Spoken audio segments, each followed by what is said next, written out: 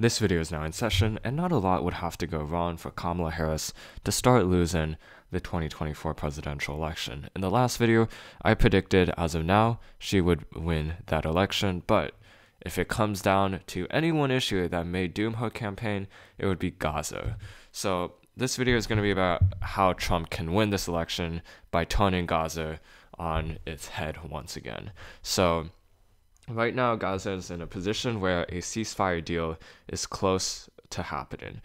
Trump and Biden, as well as Kamala Harris, have all unified, surprisingly, around this idea that Israel should be ending or finishing up its war in Gaza. But it might actually be politically advantageous for Trump to prolong this war.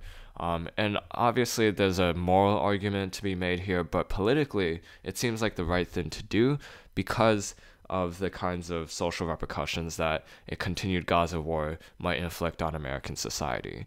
So what I mean by this, it goes back to this idea of how Americans vote.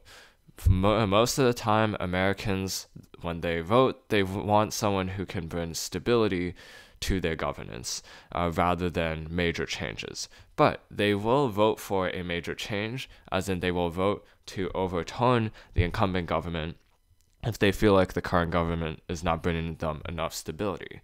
And that relates now to the campus protest that happened earlier this year, where you had headlines ringing for several weeks of different campus protests suddenly popping up around the United States in response to the lack of a ceasefire, in response to basically a lack of a ceasefire deal, and as well as the universities and their inability to divest fully from Israeli influence.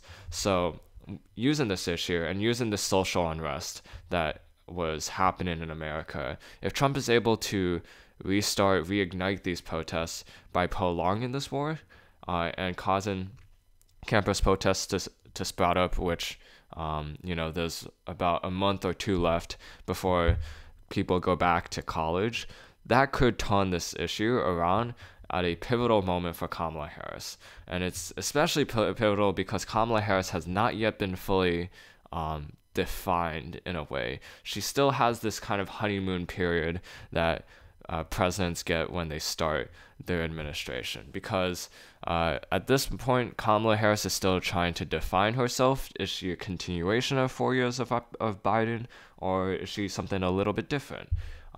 And for now, what people view Kamala Harris is as a clean slate, because even if she is attached to the Biden administration, the things that are now credited to her are not necessarily as straightforward as crediting it to Biden.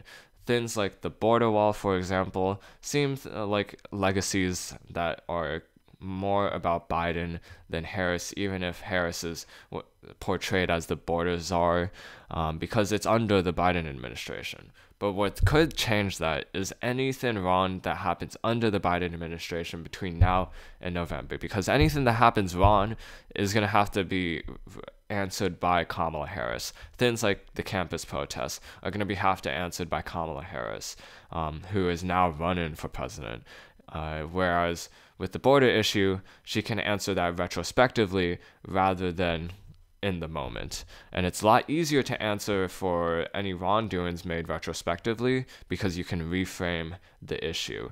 Just like how the Democrats had with immigration and the fact that they had an immigration bill in Congress that they agreed to, but that Trump did not want to get it passed for political reasons. And there's also historical precedent for this idea of using foreign military issues for your gain.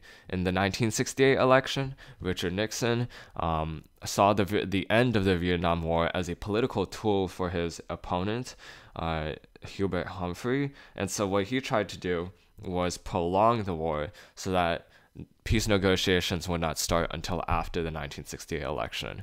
And so that denied the LBJ administration a political victory there. Same thing happened in 1980, where you had the Iran hostage crisis between the United States embassy members and the Iranian government, and In that scenario, you had Ronald Reagan promising the Iranians, the Republicans, and not necessarily Reagan himself, but people allied with Reagan, promising the Iranian government that if they held off for a little bit, the Reagan administration could negotiate for something a little bit better.